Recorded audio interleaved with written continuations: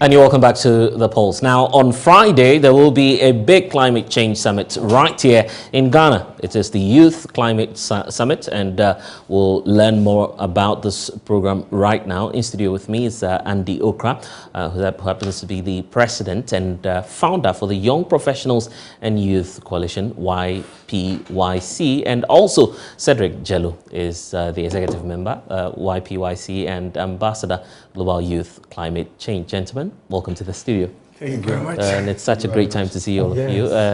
Let me save the best for last. So I'll start off with you, Cedric. Let's talk about this climate summit. So why the need to talk about climate change at this time?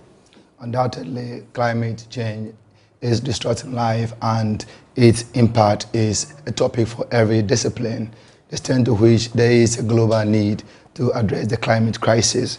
The Young Professional and Youth Coalition, an organization that has been spearheading the affairs of young people in terms of leadership and development for the past 10 years, has seen the need to galvanize and mobilize leaders, young people, in order to provide them the platform and the tool to come up with solutions to address the climate crisis. Hence, the need for this high-level summit that is bringing together the creme de la creme of Ghana's youth in school and in the professional area to come and profess solutions to the climate crisis. Wonderful. Andy, for you, why Ghana, first of all? I think it's something we need to look at because there are so many countries out there that we could be having this conversation. Why Ghana? Thank you very much, my brother, for the opportunity. And you've hit the nail right on the head. Ghana, because Andy and his team is in Ghana. Right. And I think we have to start from home. Even though we are doing it here, we still have the sub-region in perspective. We're going to have people joining and other young climate leaders from Togo. Others are also going to join from Kenya. We have South Africa, Nigeria, and others. But Ghana, because we, since almost over 10 years, YPY is grooming leaders and tackling developmental needs. We've not done anything about climate change. Right. And we have come to realize that our sustainability, our existence depends on the climate. And why don't we focus on equipping our young leaders with the skills and tools to go into climate change in order to profess the solution? And so we decided this year we need to start something at home, because after COP26 we realized that young people need to be integrated into the climate action. So we decided that Ghana will lead and host. Unfortunately, we're able to get partners to be able to come to that. So that's why Ghana. And after that, I mean, it's zooming to all other countries. We're all excited about that. But what's more fascinating has got to do with the theme for the event. You're talking about collective roles in addressing the climate crisis. Is it the case that the youth are not involved as much in issues of climate change? Precisely. And as you know, I indicated that the past 10 years we are raising leaders, grooming leaders to tackle the challenges. But then the world global issue now is climate change. And we've not been doing that much because we are doing well in leadership, we are grooming transformational leaders. But if you groom leaders and the climate is not conducive, where are the leaders going to stay? So we need to do that. And from the team, we realize that we have our individual roles that need to be. Yes, governments are doing what they're supposed to do. Their intergovernmental bodies are doing, development partners are doing all these things. But the youth are not, there's a disconnect between the youth. There are other NGOs who are doing well, trying to do their bit. But the youth, because, brother, we realize that the youth and the young leaders are the current architect of the future. And if we are able, we are looking for solutions, innovative solutions, then we need to get these young leaders into the climate change action. And that is the reason why we've chosen the team that it should be a collective individual roles, collective roles, but then our focus is on the young leaders. Obviously, I belong to that category myself, Precisely. so that's why I'm excited about the issue. But Cedric is also here, obviously part of that youth bracket. So when many of us, and I mean our colleagues out there, hear about climate change, there's this perception that this has got to do with only science and issues of that experts must deal with. Why should the lay average person, the youth out there, get involved in addressing this crisis? You are spot on. Myself, when I first heard about climate change, I heard about polar bear, I heard about melting glaciers and ice, and they were not discussions that related to me or connected with my immediate environment. But growing up and taking more deeper interest in the topic, I've come to realize that climate change affects almost everything around me.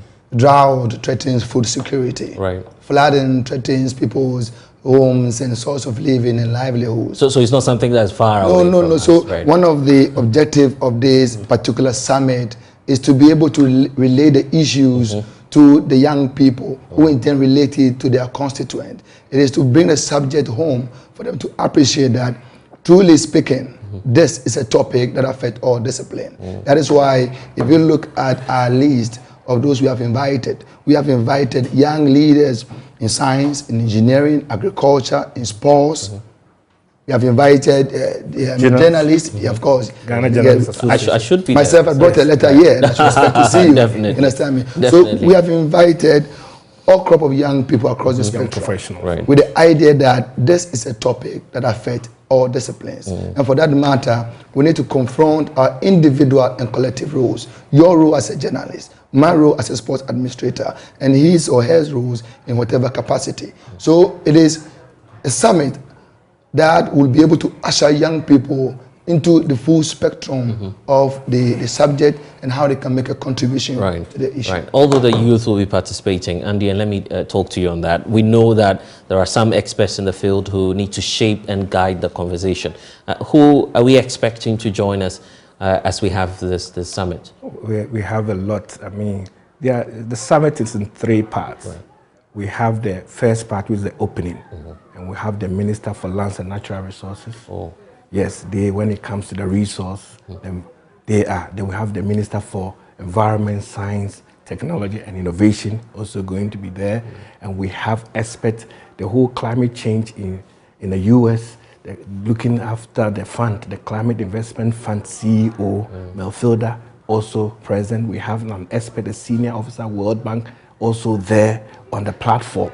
Then we have the Chief Executive of Forestry Commission, Chief Executive of Cocoa Board. These are the senior level. Then we come to the experts.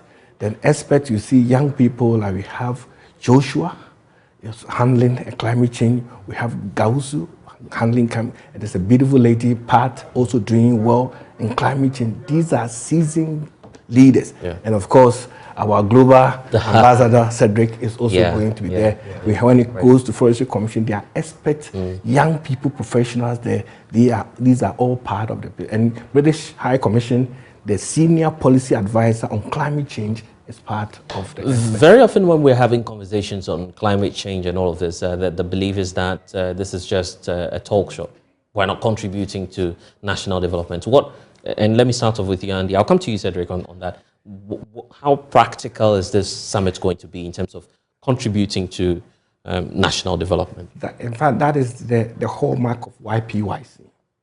And if you even take my book I've written, Transformational Leadership, Walking the Talk. We are tired of the talk. We need to walk the talk. So this is, if you have attended any of our programs, I'm sure some of us here or people watching here have watched and participated. That is the only platform that you will see that is very interactive, very practical. So that is not going to be talk show at all. But then, of course, the talk should come. That is where you pick out the ideas. And the outcomes, you will see here, the outcomes here are going to shape policy direction. This is where we are going to use that because we're expecting innovative solutions from these young people, and then we'll put it in decision making. So it's not a talk. Even though you need a talk, it will come from the talk, but then very interactive, very productive, and it doesn't end after the summit. It's not a one-day thing.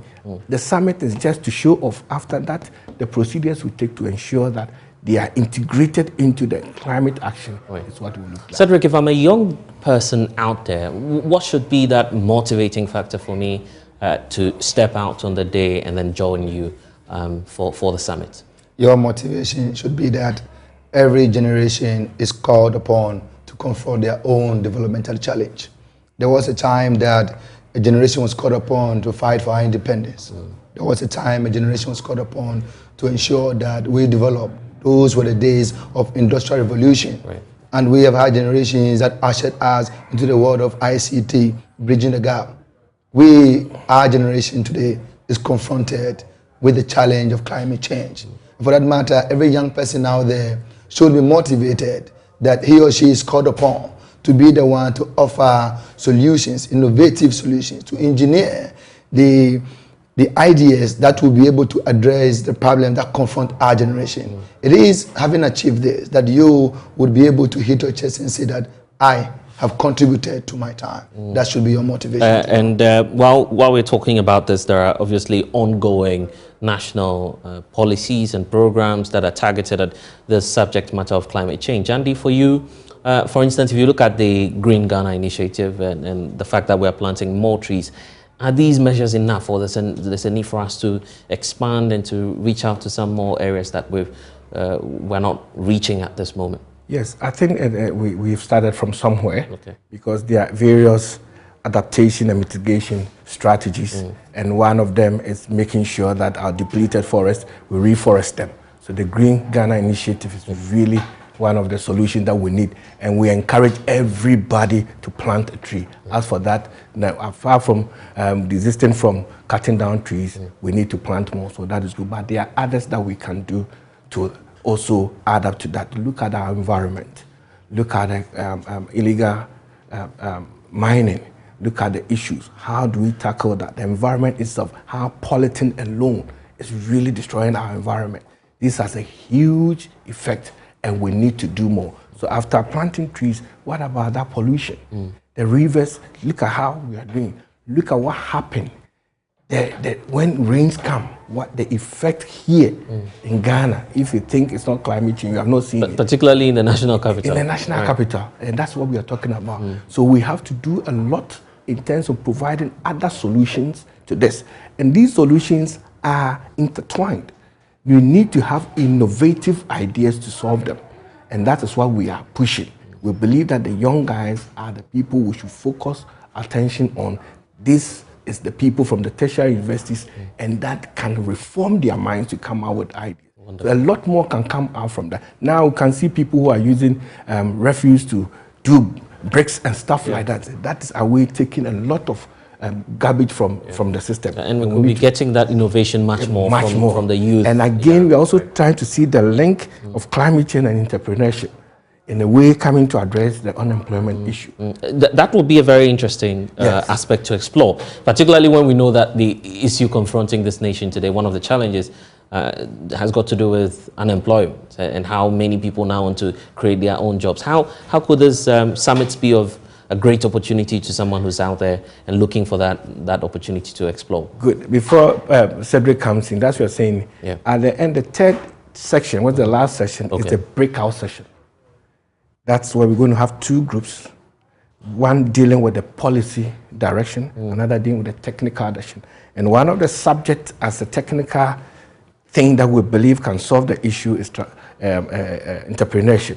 And we have experts going to direct us and you will see other young people who have really innovated ideas that in a way has brought out enterprises that they are engaging themselves, engaging others.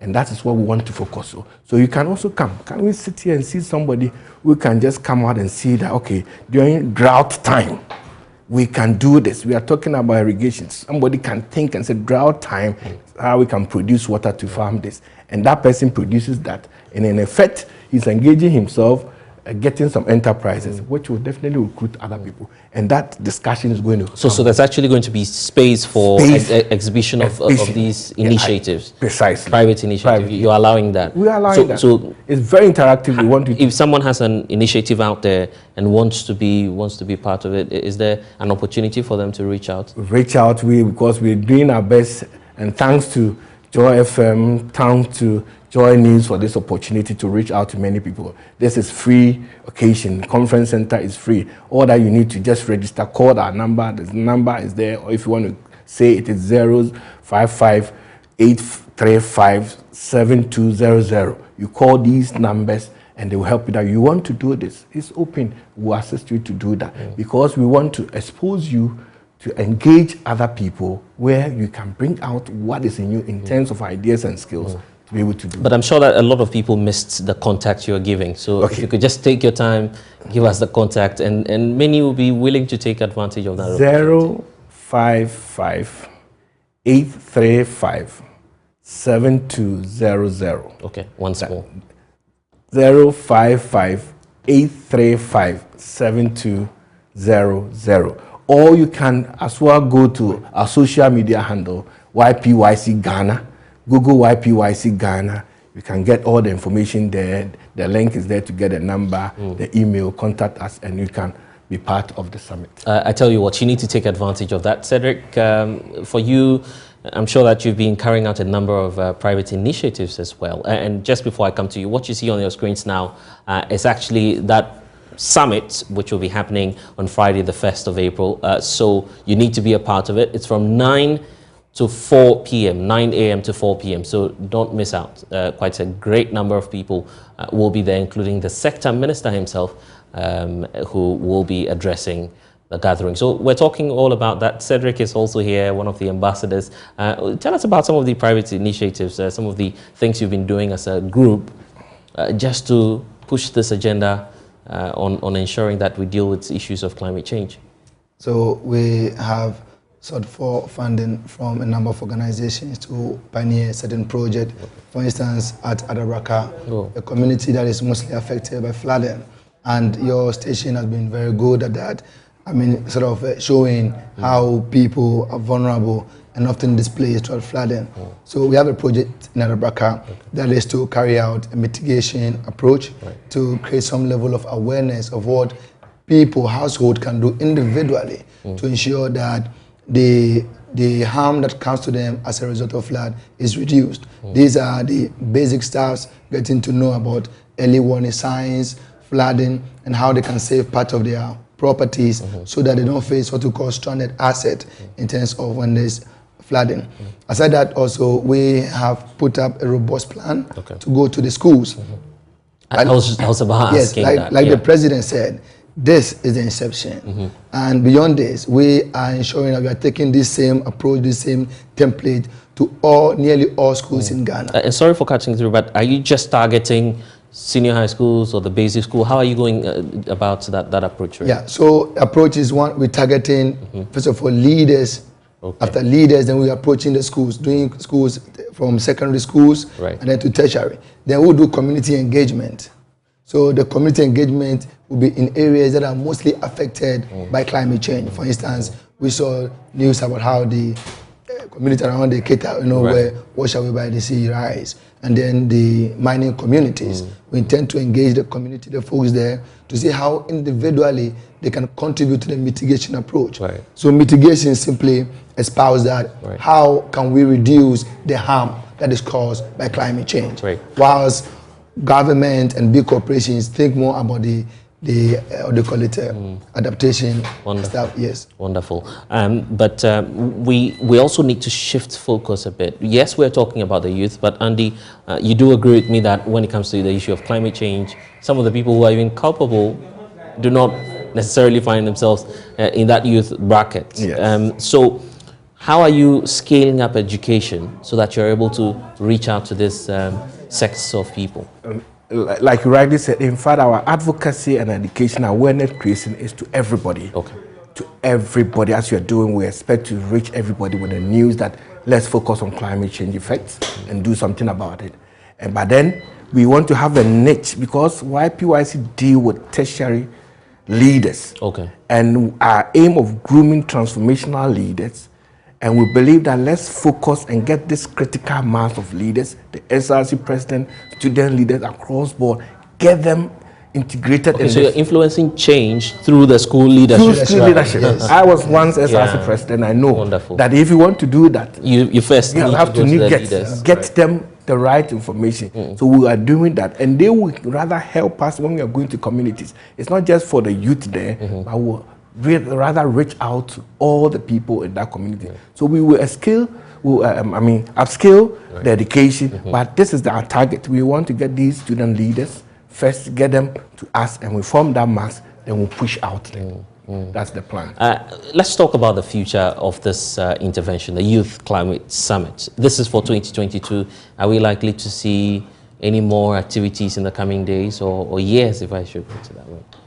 You're right, early. So after this particular meeting, there will be working groups that will be set up to look at the various breakdown thematic areas under the broad theme on climate change. Right. We have adaptation, we have mitigation, we have green financing, and a whole lot. So basically, these young people will be spearheading this agenda, mobilizing funding and ensuring that this funding is directed towards addressing the solution. That notwithstanding, we also seek to make input into the global solution. We expect to be in Egypt later this year to participate in COP27, where we would also, carry on the dreams and aspirations of Ghanaian youth to say, and from this summit to make input into that summit. Don't forget, it's happening on the 1st of April.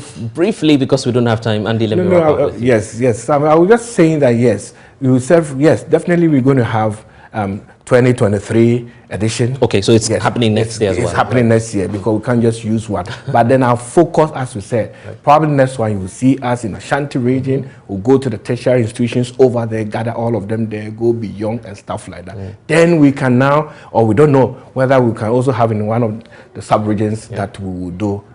But we want to sustain that, not the talk show aspect of it, but at the end of it, or the practical aspect that will come out of these summit will be what to be replicated. Right. Great initiative, Andy and Cedric. Thank you so much for joining us. I would say the next one should come to the Volta region. But anyway, thank you all for joining us. So that's it. It's about the Youth Climate Summit. It's happening on the 1st of April at 9 a.m. to 4 p.m. Do well to be there at the Accra International Conference Center. But